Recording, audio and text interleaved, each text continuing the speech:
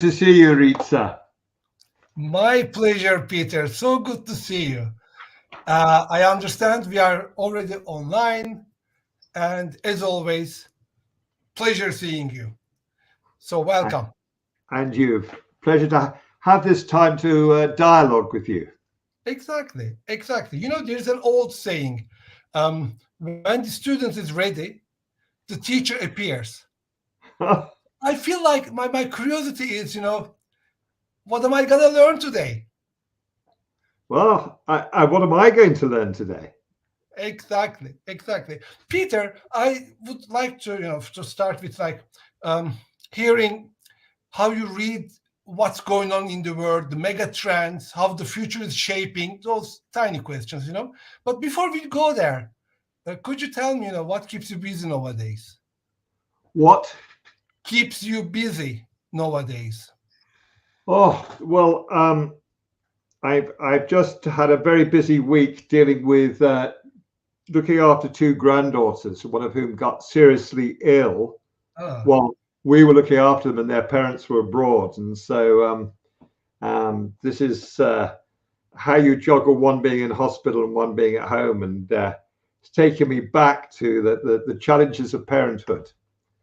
So that's the thing that is most top of mind. But I've also just come from, we're now running diplomas in 5 different places in the world and certificate programs, as well as, and thank you, Ritza, as president to the EMCC for the fact that we've just been given the Team Coaching Award for the work with the Global Team Coaching Institute, where we've had 2,000 people do training programs with us in team coaching. So that's keeping me busy, as well as I don't believe you should be teaching anything you're not practicing. mm, So, I'm still working with several top teams and governments, not just in the commercial sector, but in the government sector. I'm working with governments around how do we build leadership teams, which are collaborative leadership teams, not a team of leaders. yeah. And you know, the world is not short of coaches or consultants or facilitators or therapists. It's desperately short of people who can create change in a joined up way, but from the individual level, the team level, the team of teams level, the organizational level, the stakeholder world, and the wider ecosystem. And there's such a desperate shortage for people who can do that. And I still get people knocking on my door saying, this is the help we need. When we explore it, it involves all those levels, and there just aren't the people I can refer that work to. Yeah, yeah, Peter. So, Just a burning question. Sorry, I'm just stayed there. How are your grandchildren now? Are they both okay? no, we're still working out with the granddaughter in hospital Okay. what's the matter, but she's at the moment paralyzed from the waist down, and it Okay. looks as though it's some sort of viral infection that Uh, has hit the spinal yes. nervous system. So best So wishes, best wishes. So sorry, I just kind of yeah. I'm also father of a daughter. So at the end of the day, those things are yeah. And hopefully one day I will be a granddad. Okay, so that's my the real plan in life. But coming back to these teams, like teams of leaders, how they can work together. There's an article. It's just a surprise. It just came out of press. This, Harvard Business Review, and one of the articles is about. It says, like I'm still old school, so not reflecting on practically what showing is like that there's 6 paradoxical expectations of leaders. So they came up with this research, PW strategy, and in 500 over companies all over the world, and they identified some paradoxes, expectations from the leaders. And one of them, I think, is very linked to our topic today, the mentoring in the technology area. It says we expect the leadership teams, the leaders, to be tech savvy and humanist. tech savvy and Humanist. humanistic. Humanistic. So people-centered and tech-centered. And at the same time should be people-centered. And Yeah. according to those researchers, this is a paradox. Is this a paradox? And if it is, how can we live with it? Well, I'm very influenced by Harari's work, who wrote Homo sapiens and Homo Deus, and another less well-known book by him, 21 Challenges for the 21st Century. Yeah. And, I think I'm in a similar place to him, to saying technology is a great servant, but a bad master. Yeah. And actually, we need to actually see always with technology, how is it serving the people, the customers, the communities, the wider one global human family, and how is that serving healing a much bigger split between humanity and the more than human world of the ecology. Yeah. And there are real issues around humans ending up serving data systems rather than data systems serving human issues.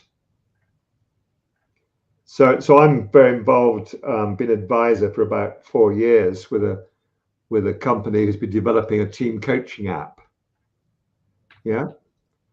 which is very useful. It's a good example of where technology can really help, because doing team coaching that we do a lot with big organizations, and I work with the top team, I work with their relationship with the board, I work with their relationship with Excel. Some of them have got 200, 300 teams in their organization, and they're never going to be able to afford the time or the money to bring in team coaches for every team.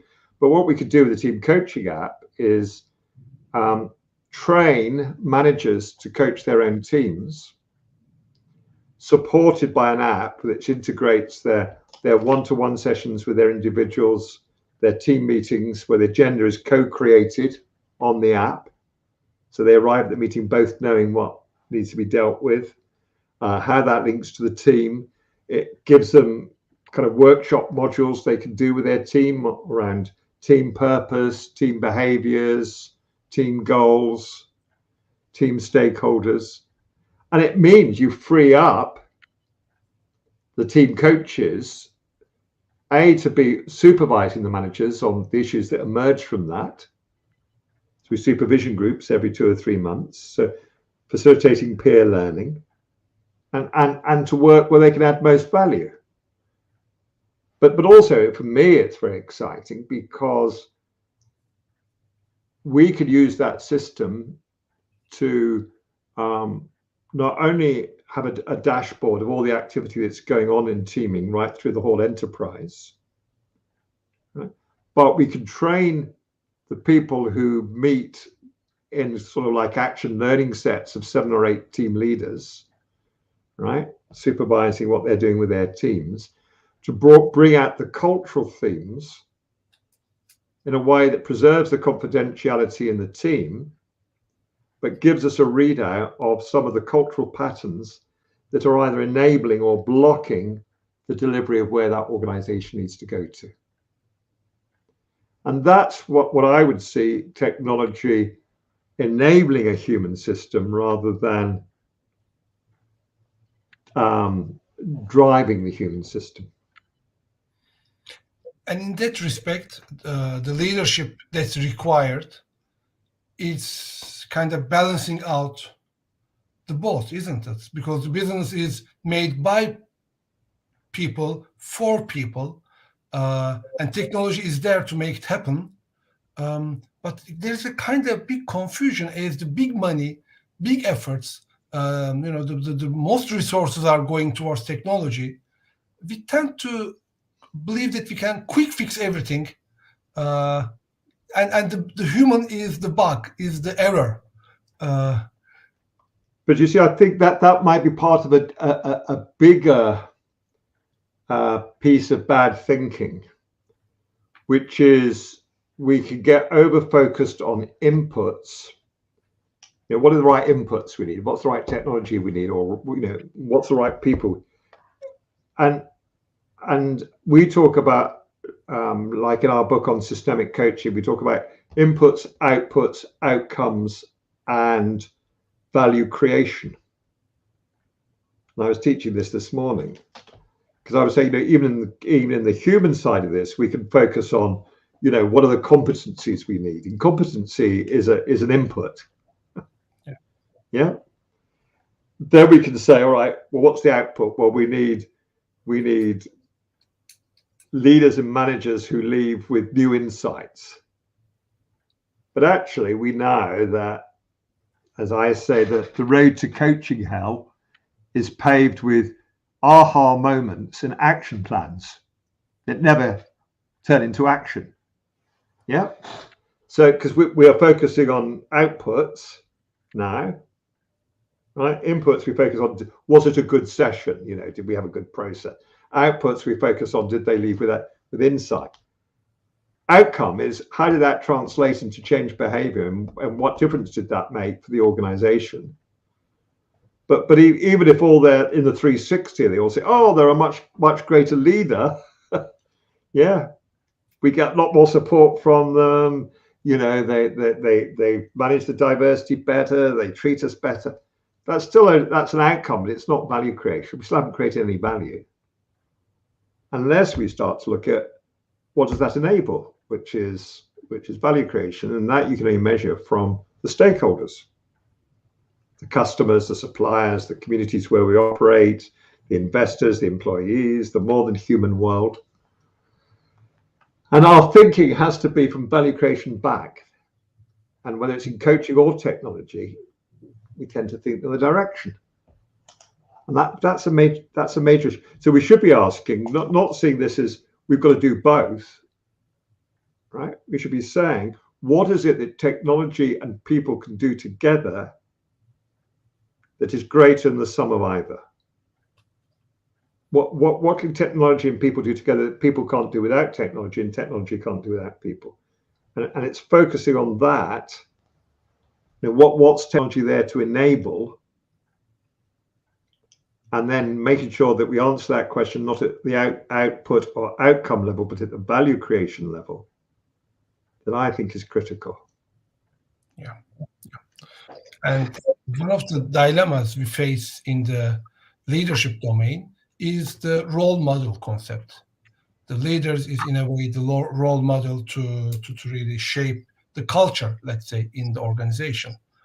But the dilemma comes, we live in such an unprecedented times that nobody is a role model. No one really has the contextual wisdom to really go through those difficult times. Then it really kind of comes with a dialogue, isn't it? But so let me just also pause there, because I spent a lot of time, particularly in America, with people saying to me, we have to move from either or to both and we're on the edge of that here. And I say, no, you see, it's not both and, it's neither nor. And by that I mean that I have these three laws of either or dilemmas. The first law is, if we're the third time we're going around the same either or question, we're answering the wrong question. The second law is both solutions are by definition wrong, right? But they both represent needs that we have not yet found a way of connecting. So if you take that second law, you know, and every team I've worked with has stuck either ors. Yeah, you know, should we focus on technology or on people? Should we grow by acquisition or organically? Is the problem the team leader or the team? Right? They're everywhere. And if both solutions are wrong, then both and is wrong, because we're combining two wrong solutions. what we have to do is get behind the either or debate to what are the systemic needs that need connecting, and how can we connect them at a higher order level than we're thinking within the either or linear debate. So we have to move from the linear debate to triangulation. Yeah. So within this one, we have to think not do we need leaders to be people-centered or technology-centered? But what does it need to be technology-centered? Well, we have to understand, not carry on trying to do with people what equally would be well done by people, and how can technology enable that, right? At the same time, we have to understand that people with people, because actually technology is there to serve a human system and human value generation. Yeah. But we got a third point there, which is what would it mean to understand the marriage of the two in service of value creation, not efficiency. Actually, just a reflection, what you just tell now reminds me this, the Sufi, the Mevlevi saying of, why do you choose to put yourself in a prison in the abundance of the universe? So every either or is actually a kind of prison, a corner we put ourselves. And also, I think I learned it from you some time ago. What makes the partnerships are not the partners, but the common goals. Yes, it's the purpose that creates the partnership, not the partners that create. Exactly. So again, this linear to triangle, bring common value creation in order to connect what has been disconnected in the system. That's where we should put our focus. So one could go in that article in Harvard Business Review and say, let's look at all of those paradoxes and say what's missing at the point of the triangle that's making this a paradox. It doesn't have to be a paradox if we can think triangulated. Yeah. Excellent. So either debates are great because they show us where the stuck thinking is. But please don't try and resolve them within the stuck thinking. Yeah. Because to make it more attractive, they ask this question to many people, and the result is, people are not able to do it both together. That the 30% says yes or blah blah. So basically, that brings this is maybe the wrong question. I'm not gonna go to because I didn't read the full article, so I just read their expert from as they published here, so I don't have the full article. But you're right. I think this will be, this should be the common reflex or the approach wherever we feel stuck in an either-or situation. What could be connected in the system that will create value? Our work is our Lord in a way in that concept. And it is one of the things I try and train all our trainees in. I say you never need to be bored in a meeting again, because you can sit there, see how many either ors you can spot, right? Yeah. Because you probably will never get through a meeting once you get skilled at it without spotting an either or. And then the next skill is, can you intervene in it to not get a compromise within that plane, but to actually move the thinking, transform. Yeah. William Blake, here's another poet. So you quoted Mevlana Jalaluddin Rumi. So my gift back is to quote Blake, who said, without contraries, without opposites, there is no progression. But the great Zen teacher said, when opposites arise, there is no Buddha mind. and they're both right. They're both. We need those contraries in order to discover what's the new thing that needs giving birth. Yeah, you need two parents coming together to give birth to something new. But don't get focused on the parents. Get focused on what they're there to give birth to. Exactly. And we are the parent of many ideas. many unlearned projects, many businesses or whatever in life. You're right. And Peter, one thing that's also kind of in the back burner. You spent some time writing about your new book. I don't want to talk about it or not, but the concept is so appealing. I remember having a conversation with you some time ago about this echo versus ego. Yes. So I'm doing this new book with the three founders of the Climate Coaching Alliance. We're looking at what is the need for a different coaching in the time of climate emergency, ecological crisis. I prefer to call it, because the climate emergency is just one symptom. The real issue is that we have many global challenges, all of which are interconnected. So I did say to the people in climate, my colleagues in Climate Coaching Alliance, I said, look, the climate is just the problem showing up in the atmosphere, but it shows up in the hydrosphere, it shows up in the biosphere, it shows up in the lithosphere, which is the rocks on which we're built. These are all symptoms. That the real problem is that Peter Senge said, we've been a very adaptable species at knowing how to flourish in different small ecological niche.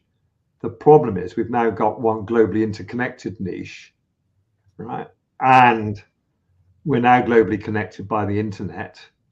So whatever happens in one part of the world affects every other bit. So the level of global connectivity is so much greater. And, we are more than, the population has grown more than 3 times. It's trebled in my own lifetime, which is totally unprecedented. I am the first generation ever in the human history to see the world's population treble, right? 2.4 billion when I was born, it's now 7.9 billion. If I live much longer, I'll see it quadruple, right? Now that brings with it, and we've grown expectations, which are only currently being supported by the fact that we are using far more of Earth's resources than can be replenished. Yeah. Now that sets a whole context for every organization, really. That is the contextual backdrop. And how do we not just scrabble around about who's going to outmaneuver or outpace that, but rather think in a bigger picture, how are we going to respond to that challenge?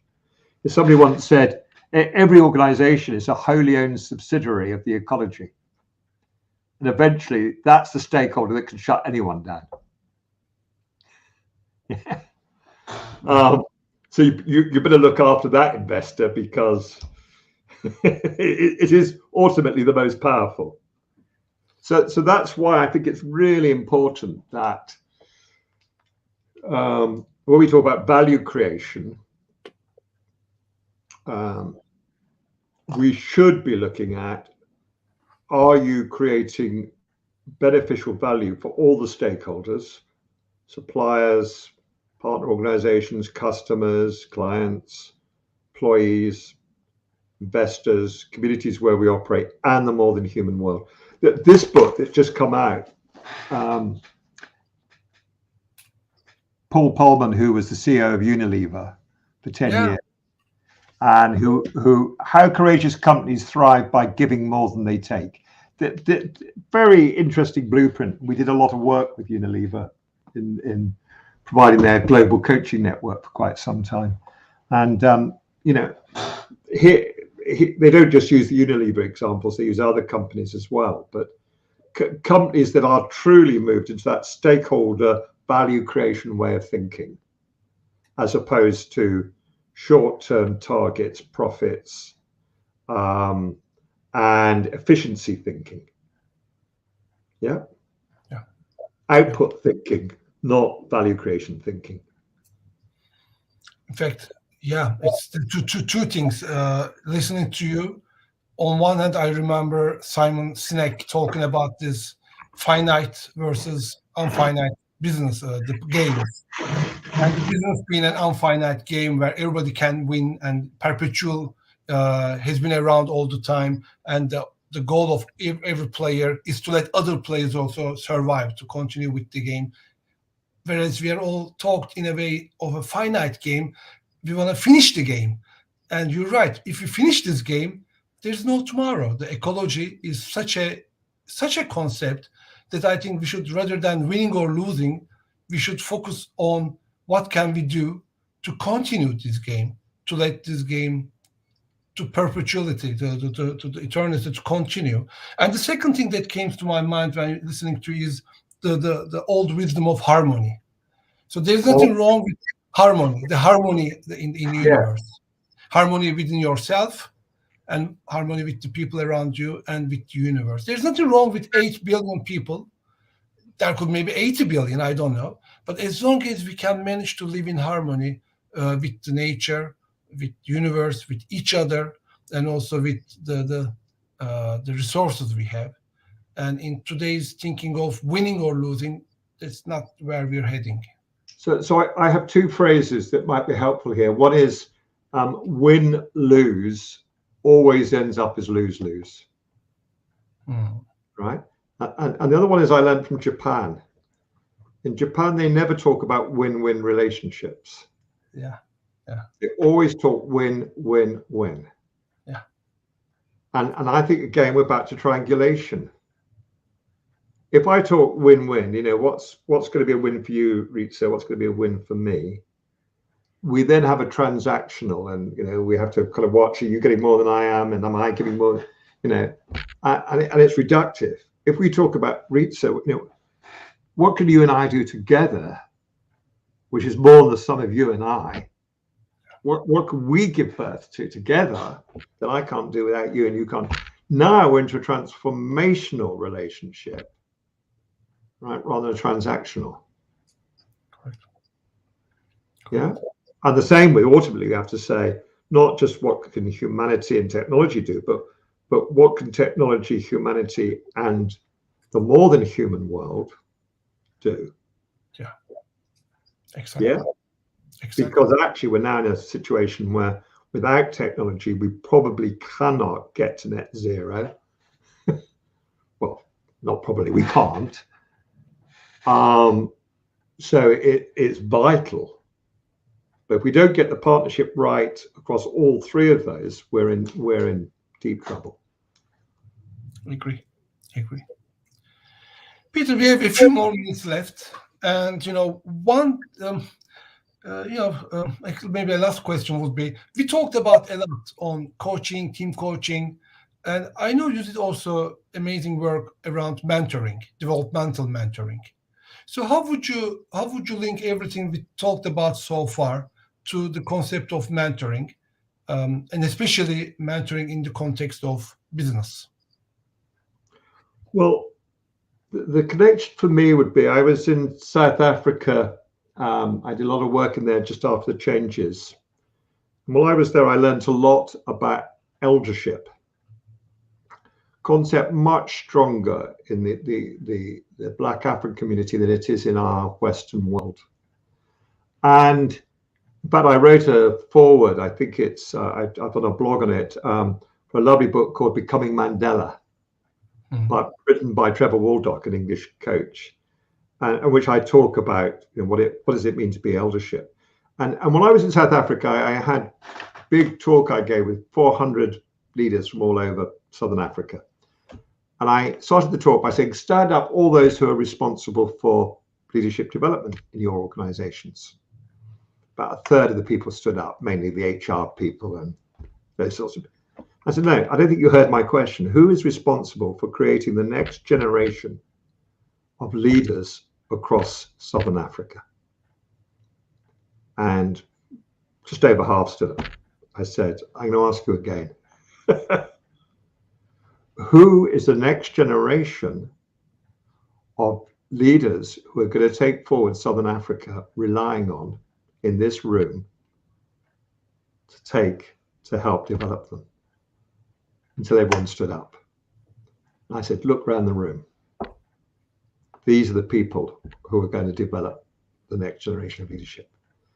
It is too important to leave that task to coaches, the L&D department, training department, HR. And that's where I think there is a link with mentoring. Yeah. It's not my generation who are going to make the world survivable in the next 100 years. And we are leaving my grandchildren's generation far bigger, more complex, more interconnected challenges than anything my generation of leaders had to deal with. And I know none of us are doing enough to support that generation learning what, them developing, not teaching them, but mentoring them.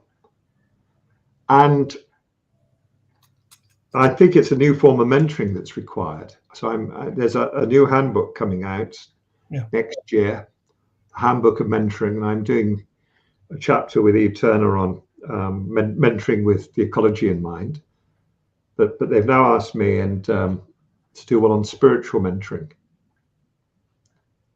And ultimately, I think if we're really going to mentor that next generation, we have to do it from a spiritual place, not from a place of lifetime collected experience and wisdom. And it has to be triangulated. We have to be able to walk with that younger generation to the learning edge where they don't have the answer, we don't have the answer. But it's clear that life is requiring us to find the answer. Yeah. And it's all about being connected, isn't it? So knowing that you're connected, even though you don't know with whom you're connected, but the feeling of being a part of something that connects us all. And you're not just connected here, but you're connected by what the world of tomorrow is requiring from both of you. Exactly. And that's taking mentoring to another whole level. That's what's required. Exactly. And that also resolves what I just said, like unprecedented times, the contextual wisdom is lacking or whatever.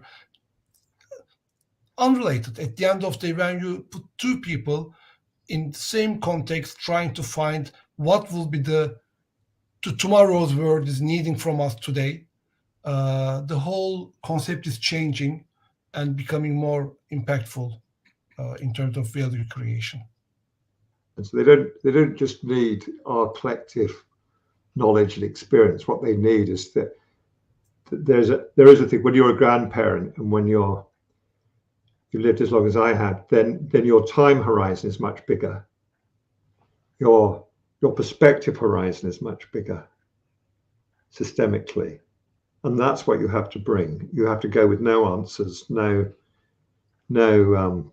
advice, but just bringing that wider perspective to their energy, their passion, what the world is asking them to step up to. Excellent. I totally agree. And I will be also contributing to the same book, but I think I will do a kind of foreword rather than writing a full chapter. I'm not there yet. Well, you can read my drafts before you write your foreword. All right, I will do that, Peter. Peter, as always, it's pleasure. It's a real pleasure. Every time I talk to you, I learn so much. And I'm sure those people who listen to us today, now, or maybe in the future, because that will be a part of the library, the archive of our program. So they will benefit a lot. But I'm less worried about them learning and benefiting so much as what's the difference they're going to do with that in the world. Exactly. Thank you. Thank you. And that also brings the same question back on us. So basically, this is the focus of what am I gonna do to create a difference in the world, and that really makes my days more meaningful. So, Peter, thank you very much. Thank you. All the best. Bye. Go well.